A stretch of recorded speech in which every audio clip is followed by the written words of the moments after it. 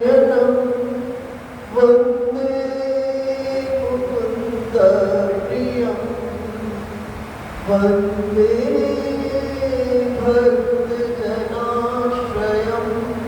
च वरदं वन्दे शिवं शङ्करं वन्दे शिवं शङ्करं वन्दे शिवं शङ्करं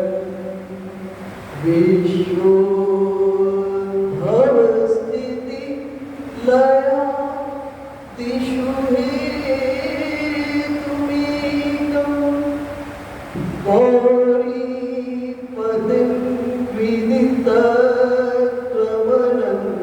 विदितत्वमनन्तकीर्तिं मायाश्रयं विगतमायमुचिन्त्यरूपं बोधस्वरूपममलं हि शिवं नमामि बोधस्वरूपममलं हि शिवं नमामि वन्दे शिवं तं प्रकृतेरनादिं प्रशान्तमेकं पुरुषोत्तमं हि स्वमायया प्रेत्समिदं हि सृष्ट्वा नभो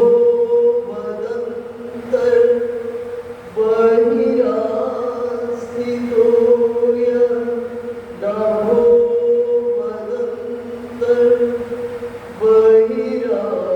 बहिरास्थितो वन्देतरस्तं निजगूढरूपं शिवं स्तवस्त्रष्टुमिदं विचष्टे जगन्ति नित्यं परितो भ्रमन्ति यत्सन्निधौ चुम्बकलोहवत्तं यत्सन्निधौ चुम्बकलोहवत्तं यत्सन्निधौ चुम्बकलोहवत्तं रुद्रो नरकुमारी तस्मै तस्यै नमो नमः रुद्रो ब्रह्मा उमावाणी तस्मै तस्यै नमो नमः रुद्रो विष्णु उमालक्ष्मी तस्मै तस्यै नमो नमः रुद्रो सूर्य उमाछाया तस्मै तस्यै नमो नमः रुद्रो सोमा उमातारा तस्मै तस्यै नमो नमः रुद्रो दिवा उमारात्रिः तस्मै तस्यै नमो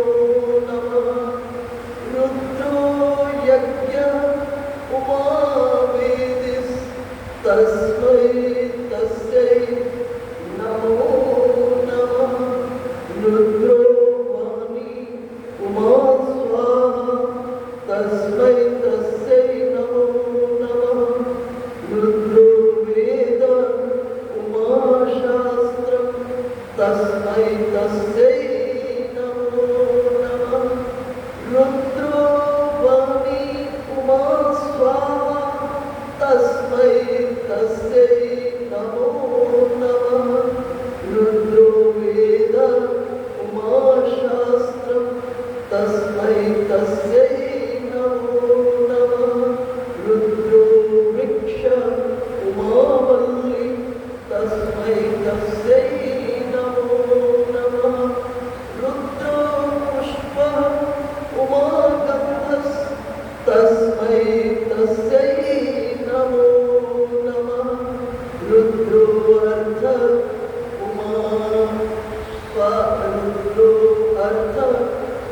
सोम तस्मै तस्यै नमो नमः रुद्रो लिंग उमापीठं तस्मै तस्यै नमो नमः तस्मै तस्यै नमो नमः तस्मै तस्यै नमो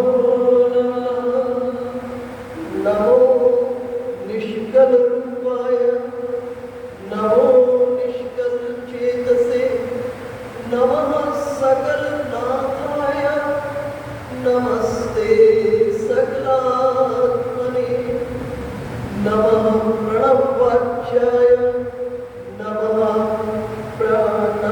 प्रणववाच्याय नमः पंचमुखाय ते नमः सृष्ट्यादिकर्त्रे च नमः पंचमुखाय ते पंचब्रह्मस्वरूपाय पंचकृत्याय ते नमः आत्मने ब्रह्मणे तुभ्यम् अनन्तगुणशक्तये सकलाकलरूपाय शम्भवे गुरुवे नमः शम्भवे गुरुवे नमः बोलिए शंकर भगवान की जय जगत जननी जगदम्बा महारानी की जय पवन सुत हनुमंतला की जय श्री राघवेंद्र सरकार की जय श्री बांके बिहारी लाल की जय जय जय श्री राम जय जय श्री राम जय जय श्री राम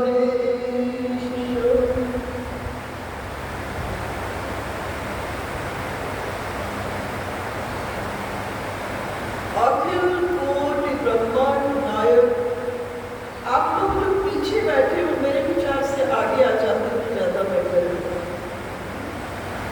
वक्ता श्रोता का थोड़ा आई कांटेक्ट रहना चाहिए। आगे आ जाए या चेयर पर बैठे या चेयर पर बैठे चेयर से चेयर पर बैठे दोनों में से जो संभव हो वो लीजिए। अखिल कोटि ब्रह्मांड नायक परात्पर ब्रह्म भक्तों के जीवन प्राण धन भक्त वत्सल शरणागत वत्सल अकारण करुणावतारय आनंद कंद सच्चिदानंद दिगंबर चंद्रशेखर आशुतोष अवतारदारी सदाशिव भगवान शंकर की शरण में शिव महापुराण के माध्यम से हम आप सब चले। अभी जब सत्संग प्रारंभ करने से पहले मुझे सुधा जी का फोन आया कि माता जी सावन मास से शिव तत्व पर चर्चा है। तो बहुत सुंदर। यहाँ पहुंचने पर हमारे प्रिय गंगा जी ने कहा नहीं कृष्णचंद्र होने चाहिए बीच में कथा में। तो एक बात कहूँ कि देवशयनी एकादशी से भगवान विष्णु योग निद्रा में चले जाते और इस पृथ्वी का इस ब्रह्मांड का जो शासन है वो महादेव को सौंप देते हैं। इस ब्रह्मांड का शासन इस समय किसके हाथ में है? महादेव के हाथ में। 4 मास पूरे ब्रह्मांड का शासन कौन करते हैं? महादेव करते हैं। और भगवान विष्णु इन 4 मास में योग निद्रा में सोते नहीं। भगवान अगर सो गए तो फिर सृष्टि टिकेगी ही कैसे? इसलिए भगवान सोते नहीं है, भगवान योग निद्रा में चले जाते हैं। और योग निद्रा में जब भगवान जाते हैं तो इस पृथ्वी का जो शासन है, कार्यभार है, किसको सौंप देते हैं? महादेव को दे देते हैं। ये देवों की आपस में संभाल है, आपस के प्रेम का परिचायक है। विष्णु और विष्णु, श्री हरि और महादेव एक दूसरे के पूरक हैं। देखो, इस सृष्टि में केवल एक ब्रह्म है, दो हो नहीं सकते, संभव ही नहीं है। इस सृष्टि में एक ब्रह्म है। अभी जो मैंने आपके सामने में स्तुति को गाया था, वो स्तुति रुद्र हृदयोपनिषद की है। हाँ, ये अद्भुत स्तुति है, मुझे इतनी प्यारी स्तुति लगती है। अगर इस स्तुति को हृदयंगम कर लिया आपने, हृदय के तल पर इसको आत्मसात कर लिया, तो फिर इस सृष्टि में कहीं आपको उस ब्रह्म को छोड़कर अन्यत्र कुछ दिखाई ही नहीं देगा। कितना अद्भुत है! कहाँ से शुरू किया? रुद्रो ब्रह्मा उमा, रुद्रो नर उमा नारी, तस्मै तस्यै नमो नमः। वेदों के अंदर दो शब्द प्रयोग हुए, आप सबको जानना है, तस्मै और तस्यै। जितने पुरुष देवता हैं उनके लिए तस्मै शब्द प्रयोग हुए, और जितनी देवियां हैं वेदों के लिए वेदों में एक ही शब्द प्रयोग हुआ, तस्यै। तस्मै और तस्यै कहकर के उनका गुणानुवाद वेदों के ऋषियों ने किया। तो प्रारंभ देखिए, दृष्टि इस स्तुति से किस दृष्टि को प्राप्त करना? रुद्रो नर उमा नारी, तस्मै तस्यै नमो नमः। फिर एक श्री रुद्रो ब्रह्मा उमा वाणी, तस्मै तस्यै नमो नमः। रुद्रो विष्णु उमा लक्ष्मी, तस्मै तस्यै नमो नमः। रुद्रो सूर्य उमा छाया, तस्मै तस्यै नमो नमः। रुद्रो यज्ञ उमा वेदिस, तस्मै तस्यै नमो नमः। और इसको ले जाते हुए कहाँ ले गए? किस दृष्टि पर ले गए? दृष्टि पर ले गए रुद्रो पुष्प उमा गंधस। जब एक पुष्प पर दृष्टि पड़े तो वो पुष्प किसका रूप है? एको ब्रह्म का। और उसके भीतर में से जो गंध आ रही है, वो गंध क्या है? वो महाशक्ति है। इसलिए ये बाहर की आंखें उस पुष्प को देख रही है, लेकिन अंतर मन के भीतर में उस पुष्प में से कौन प्रकट हो रही है? उस पुष्प के भीतर में एको ब्रह्म और उनकी शक्ति प्रकट हो रही है।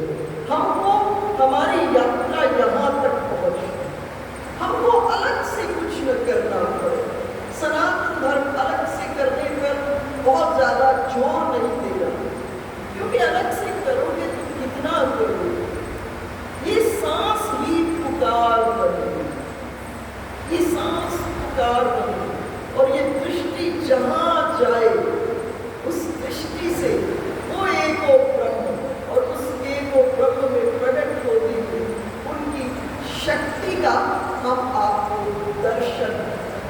ये जितना व्यक्त जगत है, व्यक्त जगत का अर्थ है जो कार्य जगत है, ये किसका रूप है?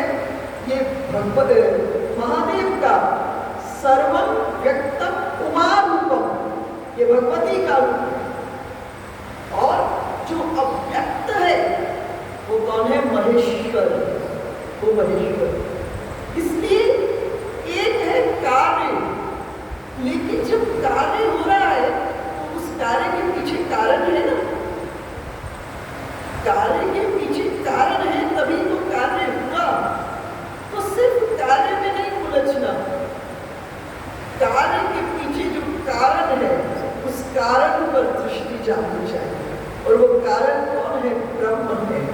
और जो कार्य हो रहा है उस ब्रह्म का, वो क्या है? पराम्बिका जगदम्बिका भगवती का विस्तार है। इस दो पर हमारी दृष्टि इस जगत में हमेशा रहे। देखो, सनातन धर्म की जो सबसे कठिन साधना, बस ये पकड़ में आ जाए चाहे, क्योंकि समय हमारे पास सिर्फ 4 दिन का है, इसलिए कुछ तत्व की चर्चा साधारण उदाहरणों के माध्यम से करके हमारी फ्लाइट हो जाए, हमारी उड़ान उस रस तत्व पर जाए कि हम कण-कण के भीतर में, हमारे रोम में से रस उच्छलित होने लगे। तो सबसे कठिन जो सनातन धर्म की साधना है वो ये है कि मूर्त में अमूर्त का दर्शन करने, मूर्त में अमूर्त का दर्शन कर लेना, शब्द में शून्य का दर्शन कर लेना, आकार में निराकार का दर्शन कर लेना, और दृश्य में अदृश्य का दर्शन कर लेना। अगर ये कला आ गई तो अलग से कुछ करना नहीं पड़ेगा। हर वक्त एक फकीर जा रहे थे, सामने से बड़ी खूबसूरत सी स्त्री गुजरी। फकीर ने उस स्त्री को ऊपर से नीचे तक देखा। स्त्री अभी संसार के पटल पर और फकीर समाधि के तल पर। तो स्त्री ने फकीर को कहा, बूढ़े हो गए हो बाबा, बाल सफेद हो गए हैं, फिर भी ऊपर से नीचे तक मुझे देख रहे हो? फकीर ने कहा, न तुझसे गरज है न सूरत से तेरी, मुसव्वर की हम तो कलम देखते। मैं देख रहा हूं मेरे प्यारे ने कलम कैसे चलाई कि तू बन गई। न तुझसे गरज है न सूरत से तेरी, मुसव्वर की हम तो कलम देखते। अर्थात आकार में निराकार को देखना, शब्द में शून्य को हमने खोजना है, दृश्य में अदृश्य को और मूर्त में अमूर्त को हमने खोजना है। और जिस दिन ये दृष्टि हम आपको प्राप्त हो गई, इस सृष्टि की कण-कण के भीतर में सिर्फ वही दिखाई देगी, करना कुछ नहीं पड़ेगा। आप एक ब्रश को भी कपड़ा धोने के लिए घिसोगे ना, कुछ भी करोगे, आपको उसमें से ध्वनि श्री राधे राधे राधे राधे की ध्वनि अपने आप सुनाई देगी। आपको गाना नहीं पड़ेगा, आपको बोलना नहीं पड़ेगा, वो आपके अंदर में प्रतिध्वनित होने लगेगी। एक कबूतर भी बोलेगा तो आपको उसके बोलने में राधे राधे ही सुनाई देगा। हमको उस जगह पर पहुंचना।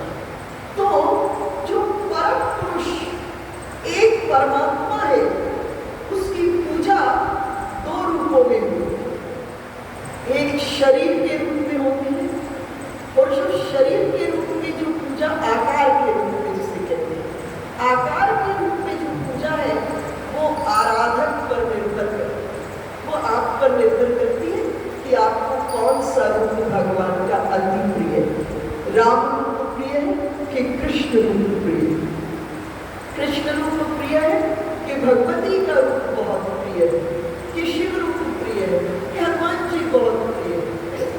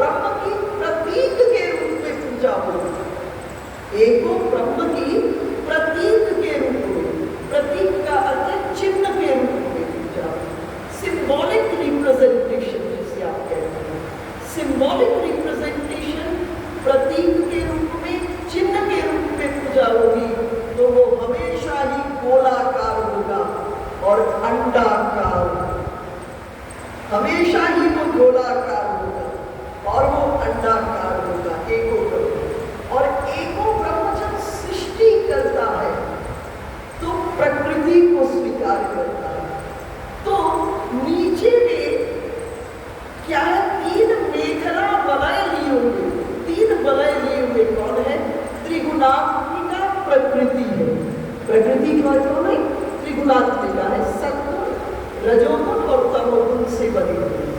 तो जब भी उस परम पुरुष की चिन्ह के रूप में पूजा होगी तो उसका नाम लिंगो उपासना है। संस्कृत के अंदर में लिंग शब्द का अर्थ होता है चिन्ह। चिन्ह रेलवे का आपको जो रिजर्वेशन फॉर्म होता है ना, उसमें क्या लिखा होता है? स्त्रीलिंग पुल्लिंग लिखा होता है ना, पुल्लिंग और स्त्रीलिंग। तो लिंग शब्द का संस्कृत के भीतर में जो अर्थ होता है वो होता है चिन्ह, प्रतीक।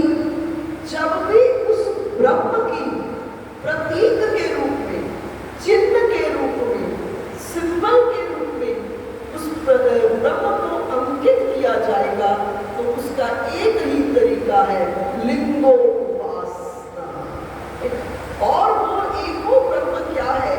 जब सृष्टि करता है तो प्रकृति को स्वीकार करता है, माया को स्वीकार करता है, और वो प्रकृति और माया बाहर से नहीं लाता, वो उस ब्रह्म की अपनी कृति है, उस ब्रह्म की अपनी कृति है।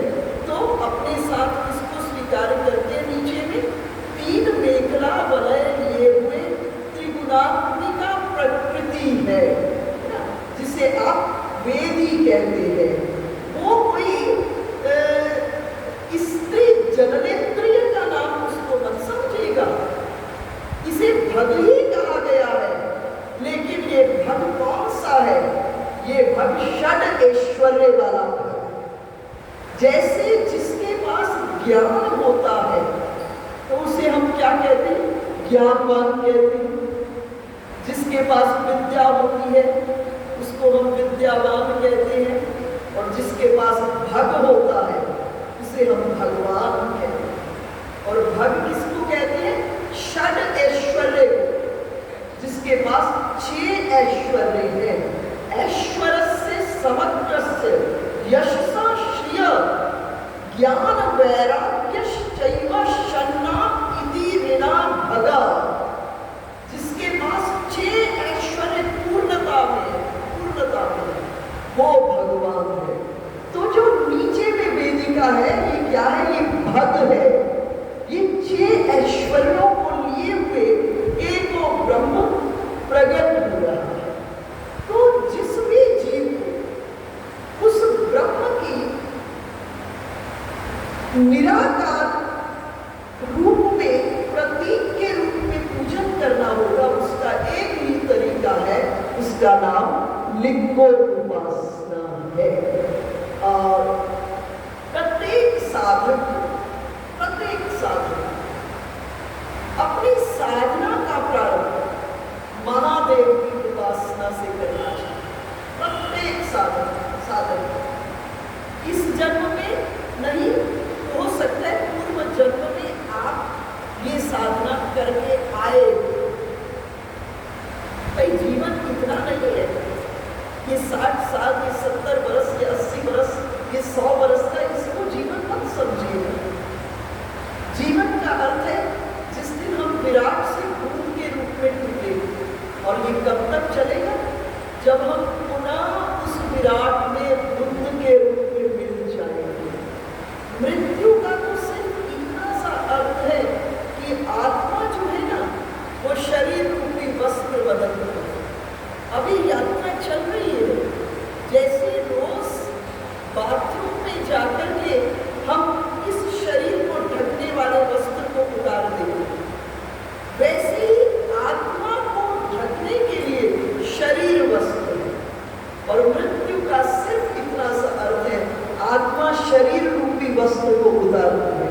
अभी यात्रा नहीं खत्म हुई, यात्रा चल रही है, और ये चलती रहेगी।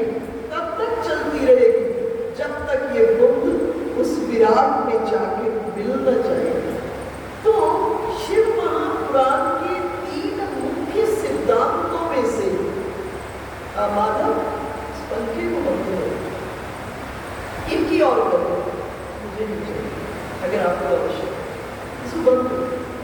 3 मुख्य सिद्धांतों में से शिव महापुराण के एक सिद्धांत है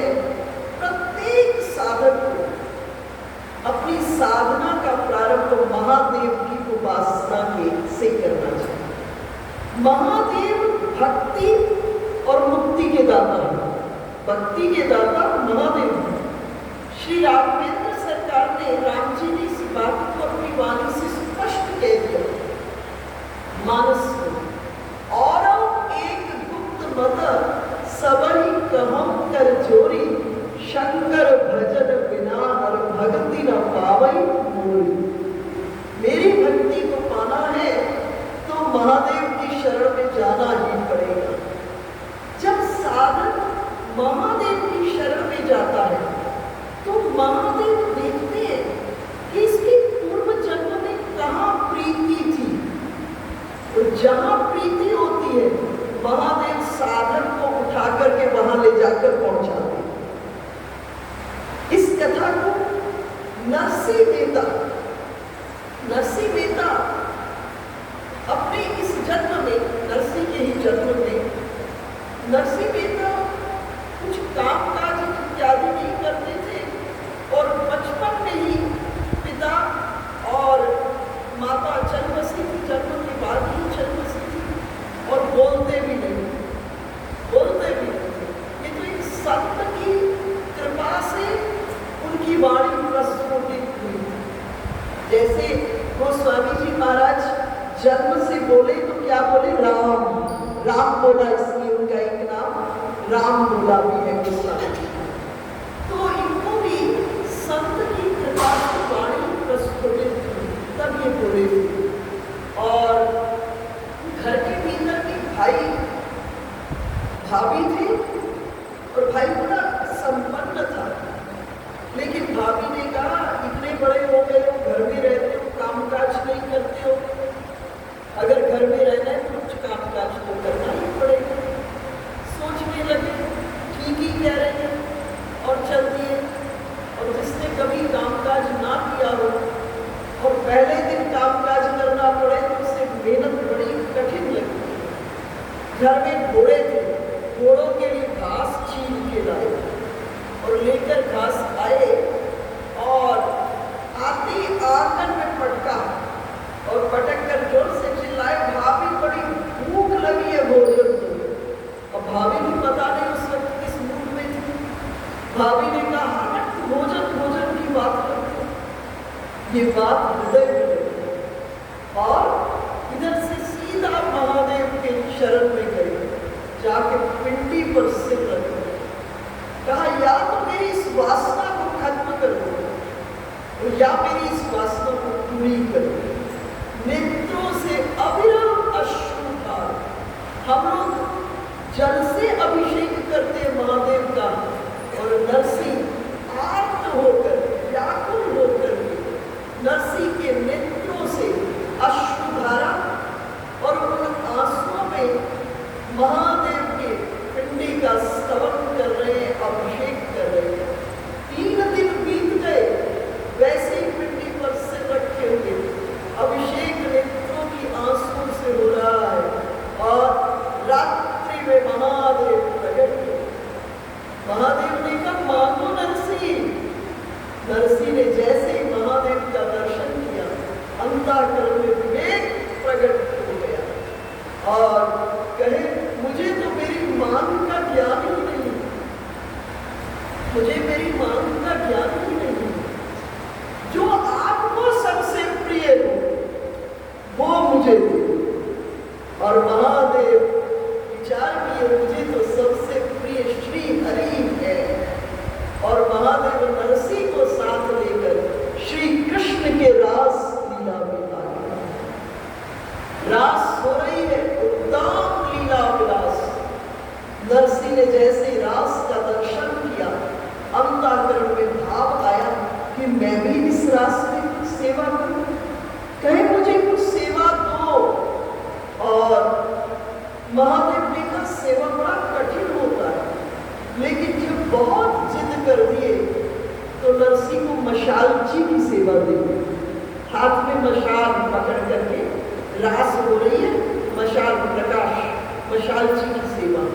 और रास के भीतर में इतना रस आ गया, अंदर का रस छलक गया, सुध-बुध ही नहीं रही देह की। और जब देह की सुध-बुध नहीं रही तो हाथ और हाथ जलने लगा। तब रास में व्यवधान हुआ और तब किशोरी जी आई, ब्रजरज लेकर के नरसी के हाथ पर ब्रजरज को लगाया। नरसी का हाथ स्वस्थ हो गया और कृष्ण प्रेम और कृष्ण रस जो अंतर के कलश में बंद था, किशोरी जी के स्पर्श से वो अंतर का कलश छलक गया और छलका तो नरसी प्रेम रस से ऊपर से नीचे तक सराबोर हो गए और नरसी श्री कृष्ण के प्रेम में रस के भीतर में इतना डूब गए। तो प्रत्येक साधक को अपनी साधना का प्रारंभ कहाँ से करना है? महादेव की उपासना। जब साधक, मुझे बहुत लोग ऐसे मिलते हैं जो कहते हैं कि हम पहले बहुत शिव जी की पूजा करते थे, अब पता नहीं क्या हुआ, श्री कृष्ण में प्रेम हो गया। बहुत ऐसे साधक मिलते जो कहते बहुत शिव जी की पूजा करते थे, राम जी से प्रीति हो गई। हमने कहा कुछ नहीं हुआ, ये जो महादेव की शरण में गए तो महादेव ने देखा कि पूर्व जन्म में आपकी प्रीति इधर थी और महादेव ला करके आपको वहां पर छोड़ दिए। हमारे सीता जी ने भी सबसे पहले शिव धनुष की सेवा की और शिव धनुष की सेवा करने के बाद गिरिजा की उपासना, प्रार्थना गिरिजा की, और जब गिरिजा की प्रार्थना की तो उनकी कृपा से राम जी को पति के रूप में प्राप्त किया। इसलिए श्री राम ने स्पष्ट कह दिया, कोई अकाम जो छल तजी सेय भक्ति मोरी शंकर देवी। भगवान भोलेनाथ भक्ति के दाता है, इसलिए साधक को, महादेव को, देखो अनादिकाल से वेदों के अंदर पंचदेव उपासना का विधान आया है। आज लोग थोड़ा इससे भ्रमित हो गए। हमारे यहाँ पंचदेव उपासना, प्रत्येक गृहस्थ को पंचदेव उपासना करनी चाहिए और वेदों में स्पष्ट कहा है ये जो पांचों रूप है वो एक ब्रह्म के ही है। और इस पंचदेव उपासना में कौन है?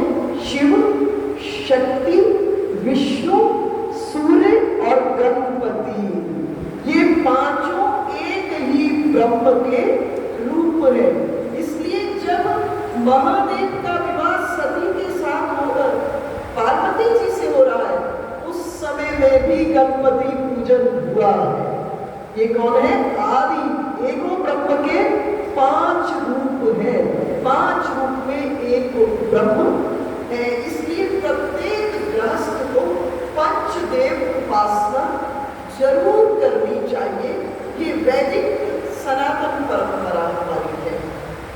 तो उसके बाद शिव महापुराण का जो दूसरा सिद्धांत है वो ये है कि जिन लोगों ने गुरु धारण नहीं किया, कुछ ऐसे लोग मिलते हैं मुझे जिन्होंने गुरु धारण नहीं किया और कहते हैं कि हमारी किसी पर आस्था नहीं जमती है, उनके लिए बहुत बड़ा सिद्धांत शास्त्र ने कहा है कि मन से ऐसे लोग महादेव को गुरु रूप में वरण करें।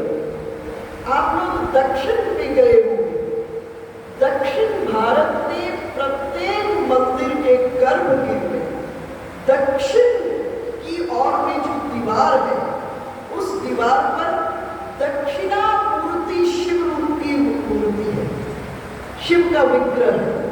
भगवान भोलेनाथ अपने आसन के ऊपर में दक्षिण दीवार में गुरु रूप में विराजमान है। सामने में 5 वर्ष के संकादिक ऋषि बैठे हैं और अज्ञान उनके आसन के नीचे दबा हुआ है। तो बोले ऐसे साधक जिन्होंने अभी गुरु धारण नहीं किया है वो एक काम करे, मन से महादेव को गुरु के रूप में वरण करे और ऐसे साधक के अंतःकरण के भीतर में महादेव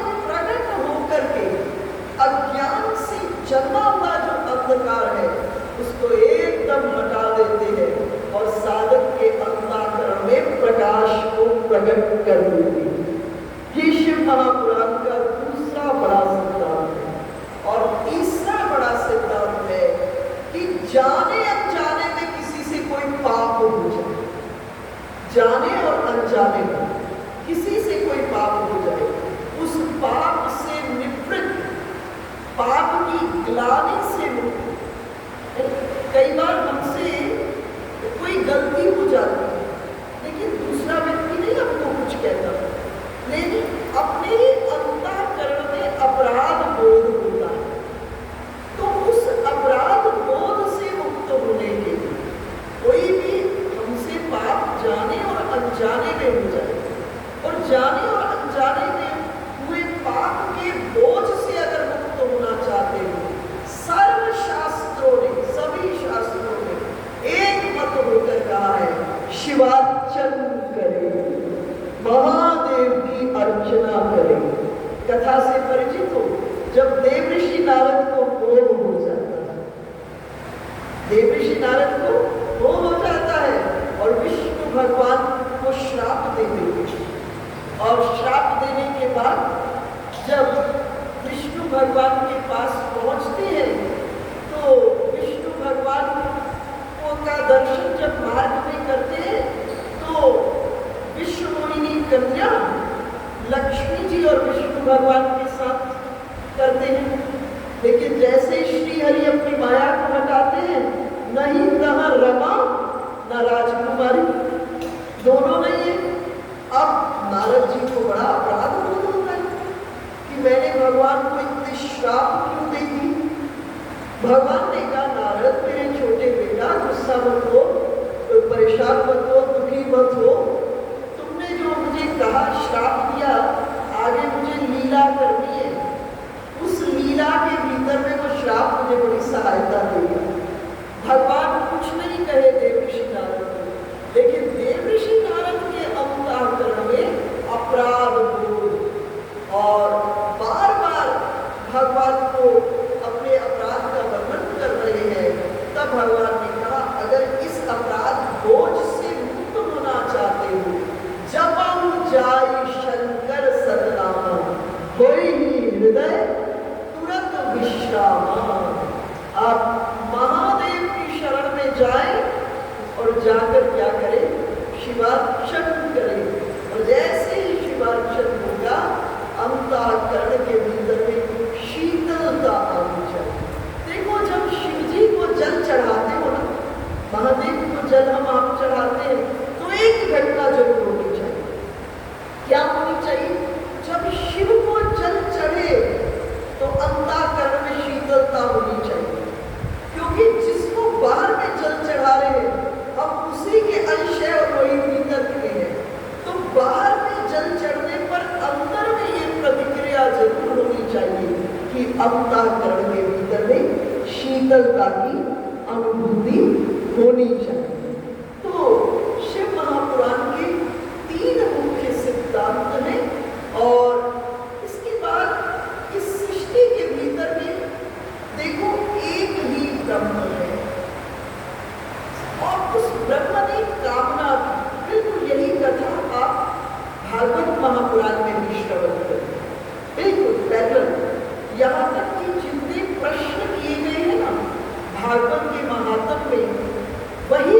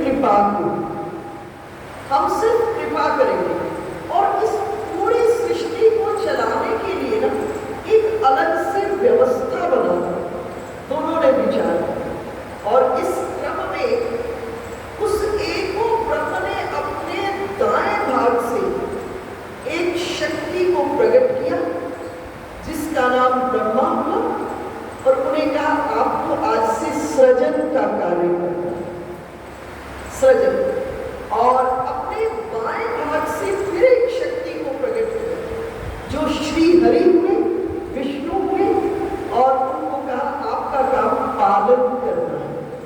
और फिर अपने हृदय से एक शक्ति को प्रकट की, उनको कहा कि आपका काम लय और तिरोभाव करना है, और जो पांचवा कार्य था वो अपने पास रखना। और इस प्रकार से सृष्टि का निर्माण हुआ। और एक दिन ब्रह्मा और विष्णु विचार करने लगे कि इस ब्रह्मांड में प्रधान शक्ति कौन है, क्योंकि उस एको ब्रह्म ने तीनों को प्रकट कर दिया और स्वयं क्या है, इन तीनों से अलग है, इन तीनों से अलग है। भागवत में माता जी बैठी है सर्वज्ञ में भागवत की, और तो भागवत में जन्माद्यस्य यतोन्मयादि नर्तश, जो प्रथम मंगलाचरण है उसमें जो अन्वय व्यतिरेकाभ्याम है, अन्वय व्यतिरेका भाव क्या, अन्वय रूप में वो ब्रह्म सृष्टि के कण में समाया है, और व्यतिरेक रूप में सब में मिला हुआ भी अपनी अलग आइडेंटिटी को बना के रखा है। हम में ही है लेकिन फिर भी खोज रहे हैं, क्योंकि वो अपनी अलग आइडेंटिटी को, अपनी अलग स्वरूप को बना के रखा है। कण में व्याप्त है, लेकिन कण में व्याप्त होकर अपने अलग स्वरूप को बना के रखा हुआ है। ये उस ब्रह्म की विशेषता है, ये उस परमात्मा की विशेषता है।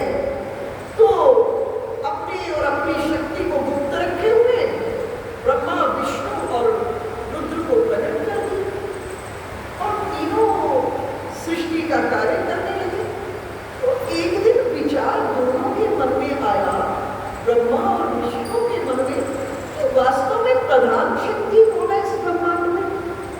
तो ब्रह्मा जी ने कहा सबसे बड़ा तो मैं ही, क्योंकि पैदा मैं करता हूं, पैदा ही नहीं होगी तो सृष्टि कैसे चलेगी? तो भगवान विष्णु ने कहा पैदा होने से क्या होता है, अगर पालन नहीं होगा, सबसे बड़ा तो मैं ही हूं, तो दोनों के बीच में विवाद, और ये विवाद इतना बढ़ गया कि इसने कलह का रूप ले लिया।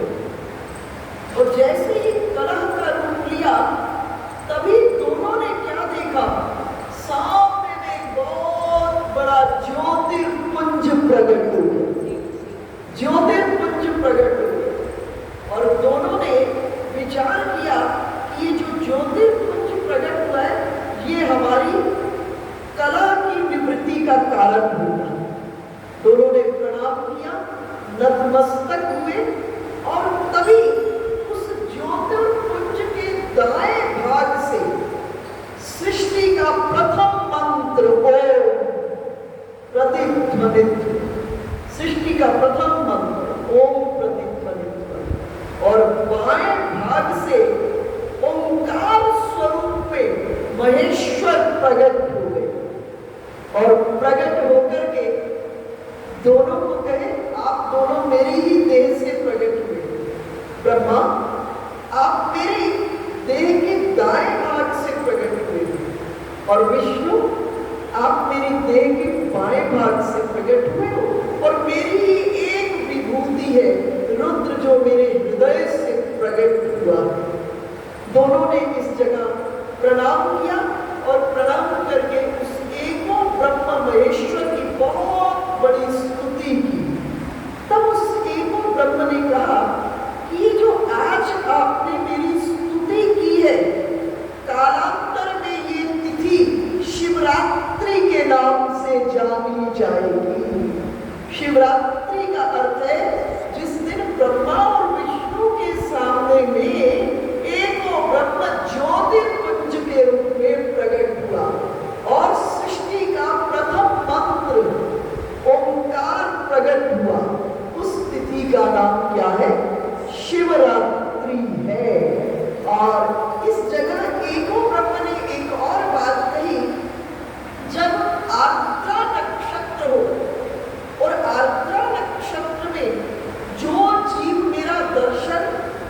झांकी और पूजा करेगा वो मुझे कार्तिकेय से भी अधिक प्रिय होगा।